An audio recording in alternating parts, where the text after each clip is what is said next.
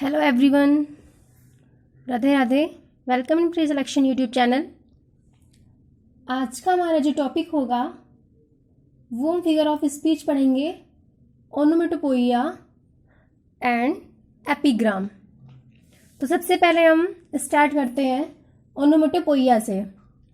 तो ओनोमेटोपोइया की सबसे पहले मैं आपको डेफिनेशन बता देती हूँ, डेफिनेशन से मैं आपको समझा देती हूँ, उसके बाद मैं आपको एग्जाम्पल्स बताऊंगी।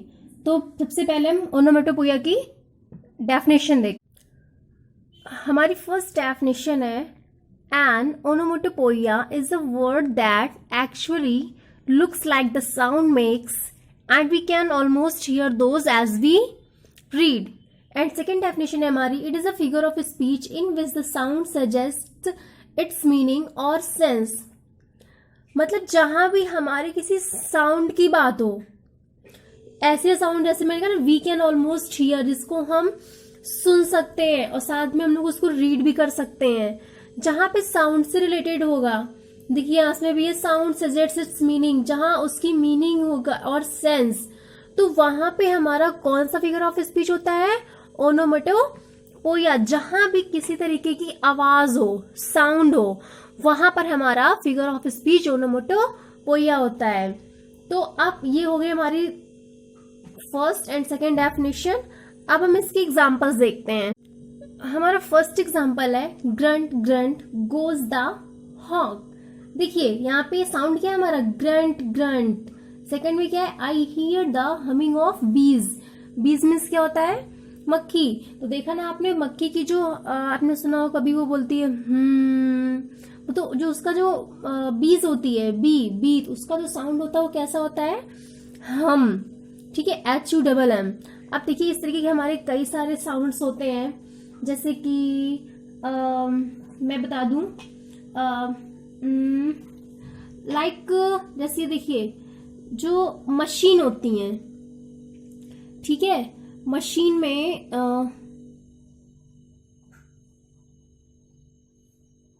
मशीन में कई तरीके की आवाजें होती हैं।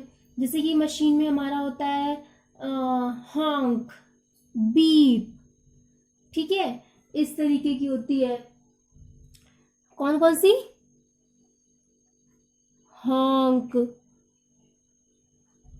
बीप हो गया, एंड हमारा हो गया, और एक इस तरीके की मशीन में जितनी भी वॉइसेस होती हैं, ये तो मशीन की हो गई। इस तरीके से देखिए जो हमारी एनिमल्स की वॉइस होती है, एनिमल्स साउंड्स होते हैं, जैसे कि नहीं किसी कोई जान, हमारे जो एनिमल्स बोलते हैं कैसे बोलते हैं? Cuckoo, mew mew, growl, murmur, giggle, whooping हेज। जैसे कुक्कू किसकी आवाज हमारी? कोयल की। कोयल कैसे बोलती है? कुक्कू बोलती है। जिसमें एनिमल्स एंड बर्ड्स भी होते हैं। हिज किसकी हमारी? स्नेक की। तो जहां भी हमारे साउंड से रिलेटेड हो, जिसको हम पढ़ सकते हैं, सुन सकते हैं, सेंस होता है हमारा, जिसकी कोई मीनिंग होती है, तो वहां पे हमारा क्या होता है? ऐसा साउंड जो मीनिंग सजेस्ट करे और सेंस में हो, तो वहां पे हमारा क्या होता है? ओनोमेटोपोइया फिगर ऑफ स्पीच होती है। क्लियर हो गया? अब हम चलते हैं हमारी नेक्स्ट फिगर ऑफ स्पीच पे, जो है हमारी एपिग्राम। देखिए हमारा जो एपिग्राम होता है, इसका मीन्स ही होता है क्या? उसको हिंदी में क्या बोलते हैं? चुटकुला। क्लियर? तो एपिग्राम हमारा क्या है? अ शॉर्ट पोयम और phrase that expresses an idea in a clever or amusing way. Clear? This means, इसका मीन्स क्या हुआ? चतुर। क्लेवर वे लिखा है ना, चतुर। अथवा अम्यूजिंग मीन्स क्या होता है हमारा? मनोरंजक। चतुर अथवा मनोरंजक ढंग से किसी विचार को व्यक्त करने वाली कविता अथवा वाक्यांश को हम लोग क्या बोलते हैं? एपिग्राम। क्लियर हो गया?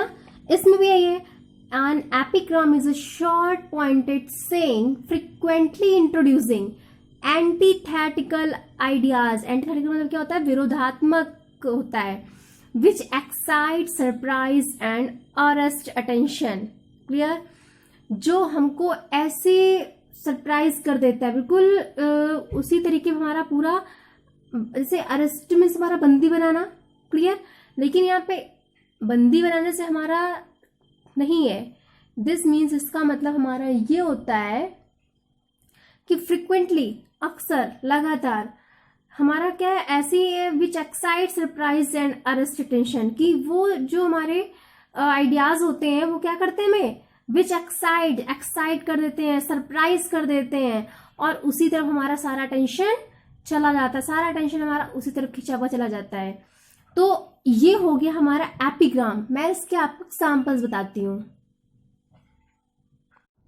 फर्स्ट हमारा एग्जाम्पल है art lies in concealing art. देखिए मैंने क्या था ऊपर, शॉर्ट पोएम और फ्रेज। फ्रेज मतलब वाक्यांश, एक ऐसा वाक्यांश जो चतुर और मनोरंजक ढंग से किसी विचार को व्यक्त कर दे, वही हमारा क्या होता है एपिग्राम। सेम यही है इसमें भी। A man can not be too careful in the choice of his enemies. अच्छा मैं आपको एक चीज और बता दूं कि ये जो मैंने आपको एपिग्राम पढ़ाया हुआ है, और इससे पहले भी मैंने वीडियोस बनाई हुई है जिसमें मैंने introduction of figure of speech, इसके बाद मैंने आपको उसमें ट्रिक बताया था फिगर ऑफ स्पीच लर्न करने का कि कैसे हम लोग करते हैं। उसमें मैंने आपको ट्रिक बताई थी, शैम्पू की हेल्प से आप लर्न कर सकते हैं। तो ये जो हमारी 7 फिगर ऑफ स्पीच होती हैं, जिसमें हमारा होता है सिमली है, मेटाफर है, पर्सोनिफिकेशन है, और उसके बाद हमारा ओनोमेटोपोइया है, ऑक्सीमोरन है, हाइपरबोल है। तो ये जो हमारी जो हमारी फिगर ऑफ स्पीच है 7, तो ये हमारी फिगर ऑफ स्पीच में ये सारे तो आपके 12th सिलेबस की हैं, लेकिन जैसे मैंने आपको एपिग्राम पढ़ाया और मैं आपको नेक्स्ट वीडियो में पढ़ाऊंगी हमारा जो होगा एंटीथेसिस और इंटेरोगेशन।